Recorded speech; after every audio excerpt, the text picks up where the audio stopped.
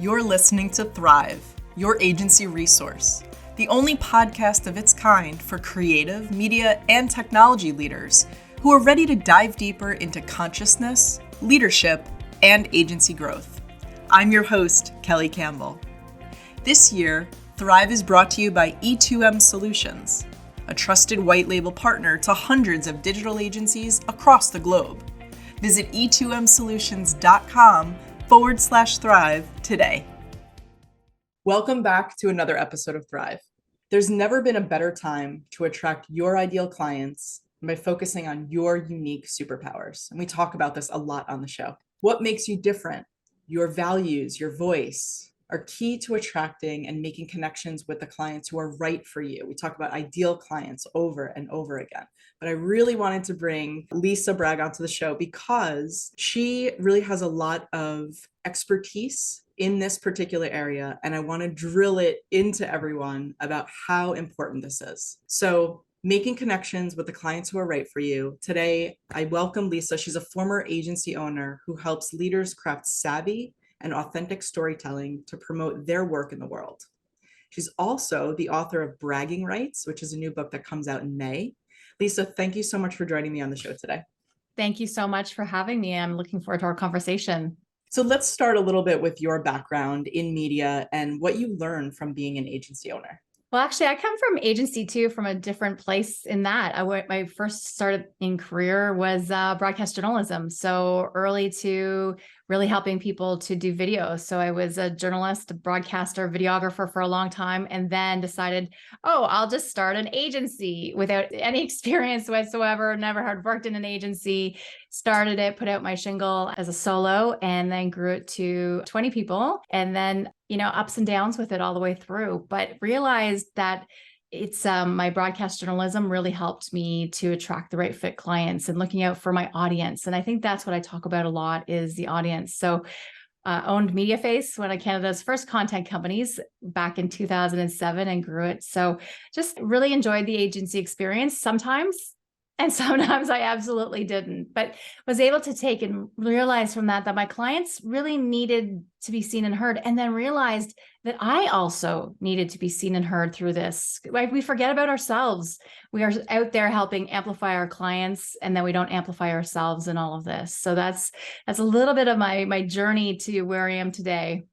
So most agency owners, and I think I definitely sort of fell victim to this myself, most of us think that there's one default path in terms of the way of being, the way of leading, and the way of developing business, right?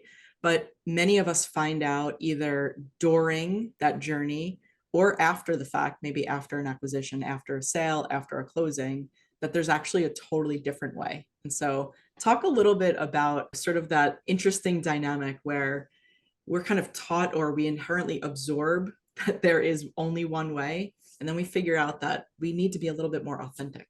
I think it's first of all, you probably say this over and over again, knowing your lane, but I think a lot of it is we look over and think the grass is greener somewhere else. And then you realize actually it's not after the fact, after you hear what's going on with their business, after you hire one of the employees from their business and you hear what's going on really inside. So I think we often look to see that someone else is doing better than us, but actually we're doing really well in our own garden. I think too, frequently we always look to the loudest people and we think, they're so loud. They're doing all these great things. Look at them.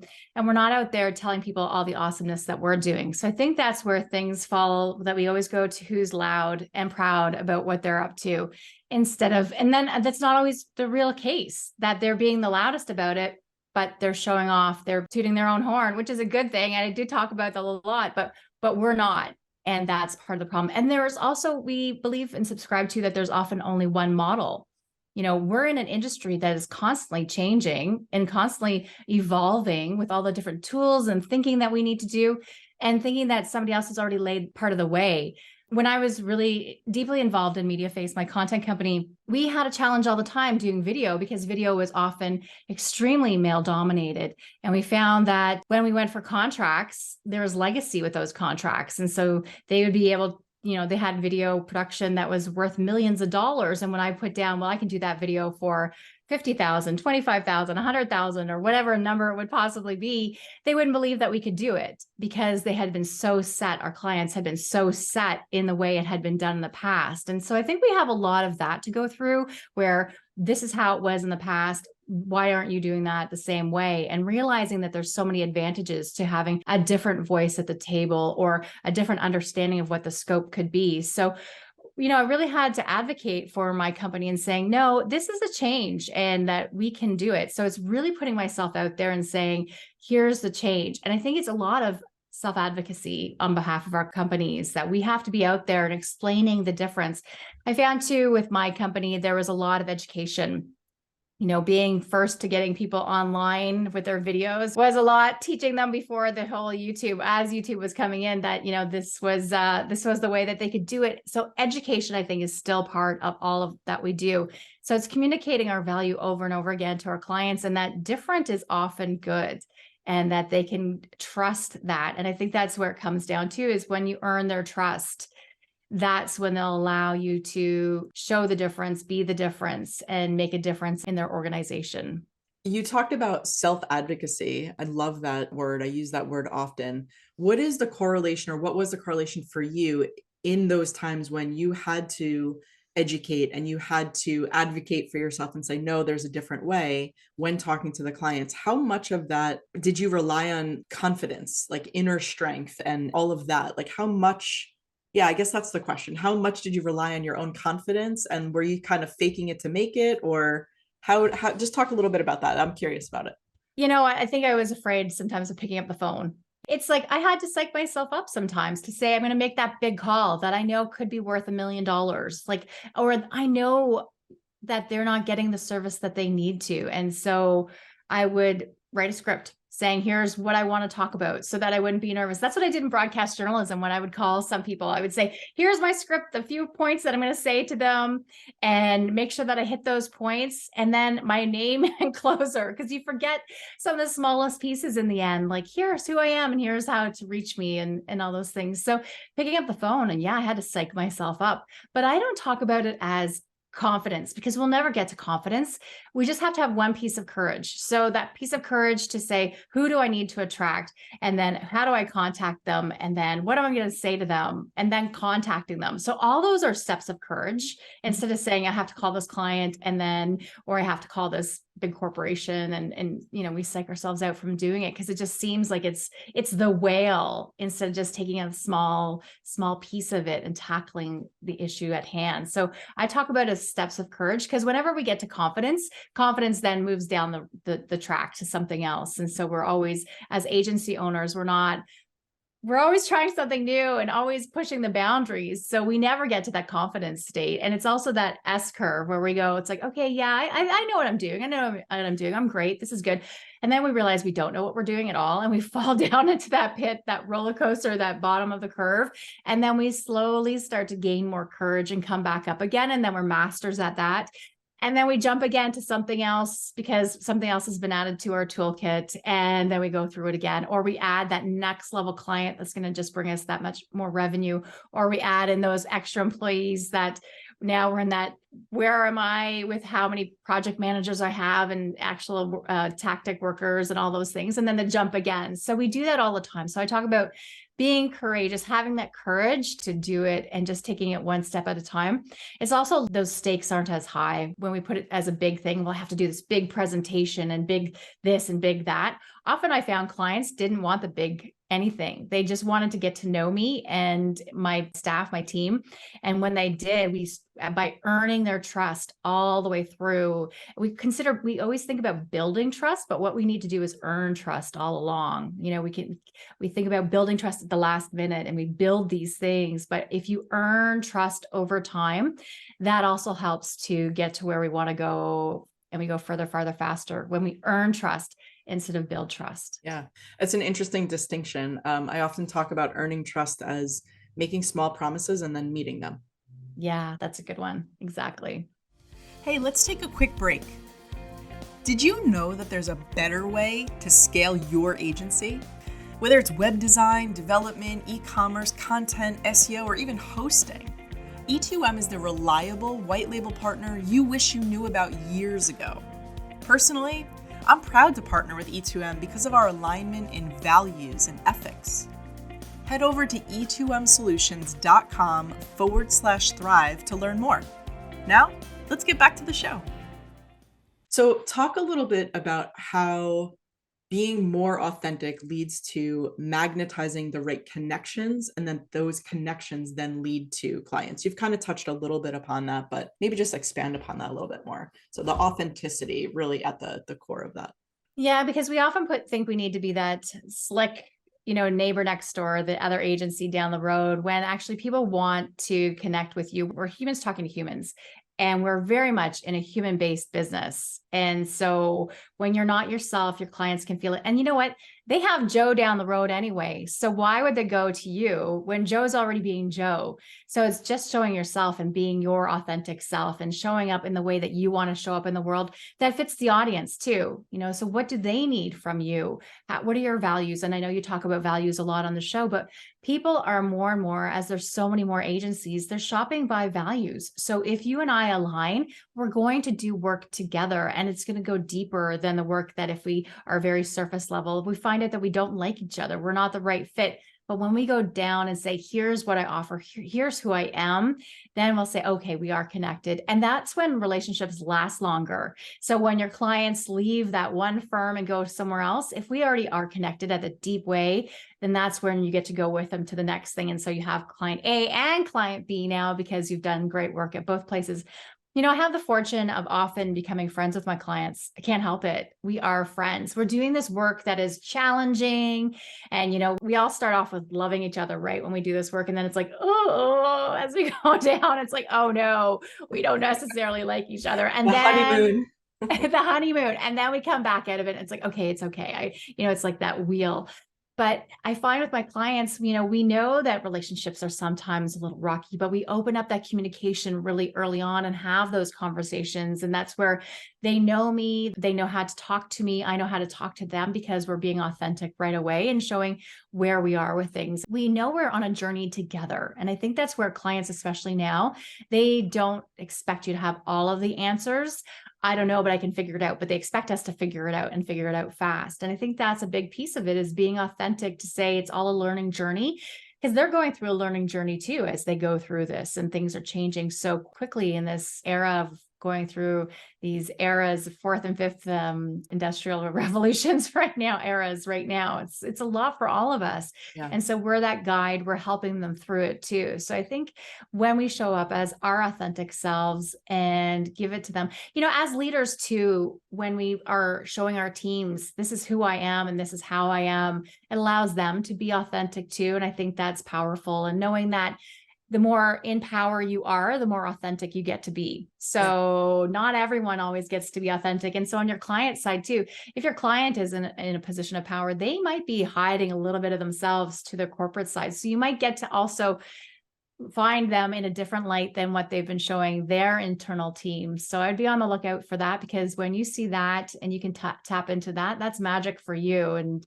something that you can use too. Yeah, absolutely. I love that you're kind of bringing that up, and just that tie into leadership and also business development, right? So it's about tracking what's actually true and what's needed on the part of the client, right? So modeling vulnerability and authenticity as the leader of your agency for your employees, but then also maybe modeling it, maybe tracking your client to understand like where you can pull a thread to get more information and help them serve them better, right? That's what I hear you saying. Yeah, and that's exactly it. And realizing that vulnerability comes from different places for everyone. So you have to do what feels best for you, and know that sometimes too, when we're in some sort of issue, a situation where it might be a wound right now, and then you can tell the stories later on when it's a scar. So sometimes we can talk about things that are hard right away, but often it's when we have some distance from things, because everyone's always right now talking about be vulnerable, be vulnerable. But sometimes we have to hold off on those stories and just know that they're a story for the future and maybe not for today. Yeah, it's interesting because we talk a lot about vulnerability, and just recently it's kind of come to light that Vulnerability has become like this buzzword, sort of thank you, Brene Brown, but it's the right time, the right place. And also what you said, I want to put a pin in that. Vulnerability looks different for different people. So it's to your comfort level always, right? But taking the step first to be a little bit vulnerable as a leader, I think that's an important point to make in this conversation. But yes, definitely looks different for everybody. Yeah, it definitely looks different. And that's where if you show a little bit, then your staff will feel a little bit more comfortable. Your team will feel more comfortable with also articulating their vulnerabilities, but don't expect them to show everything. Right. Because if you're in a position of power, then you can show everything. But when you're not, it takes time and earning of trust all the way through. And again, a story that might be for today or might be for 5 years from now, depending on how you feel about things. And I think that's, we want to have that sharing. So we feel that camaraderie, humans are storytellers and we want to hear these things, but a lot of people aren't in the position to do it. And also historically, they haven't been in a position to tell these stories or cry or to do anything. And it's like really risky for us to do it. We feel so much shame and we carry these shame things. And so depending on where you are on the ladder, you can tell your stories of shame and vulnerability quite easily. But if you're a lower level person, then you're not going to want to put that right there on the table. But people are calling all of us to be, the rally call is being more vulnerable, but it can be a dangerous situation depending on where you are. But as leaders, go with your comfort level and tell those stories because it'll just make your team feel much more comfortable with you. Yeah. I think it's also important to notice or to say that it's not always just in terms of like the hierarchy of where you might be within an organization, but it also is part of your background and your identity. BIPOC employees or LGBTQ employees, vulnerability is going to be even harder, right? So just another thing to kind of keep in mind. And definitely it's a cultural lens too. So in my book, Bragging Rights, I talk about in the research, I looked at people all over the world and from different backgrounds and different intersectionalities. So where are they socioeconomic? Where are they culturally? Where, so many different things that come into making who we are. And so with that, understanding that they might have been always told, put your head down, do good work, and eventually someone will notice you. And so we're not as quick to say, oh, look at me or tell our stories. No, because it's supposed to never be about me. It's supposed to always be about you. And so that's a big hurdle for a lot of us because we've been culturally told to play small, don't talk about yourself, wait till you're spoken to, all those things. And then we find ourselves out on the world stage and we're having to say, oh, actually, I have to change all that programming that I've had for not just my life, but generationally and culturally or your whole background. You have to change that. And so many of us are taught, and we're taught also from the factory era. And again, we're in a totally different era now and moving very fast into the next era with all the technology that's happening at our fingertips. So it's a challenge for all of us to rethink that and understand where the other person's coming from.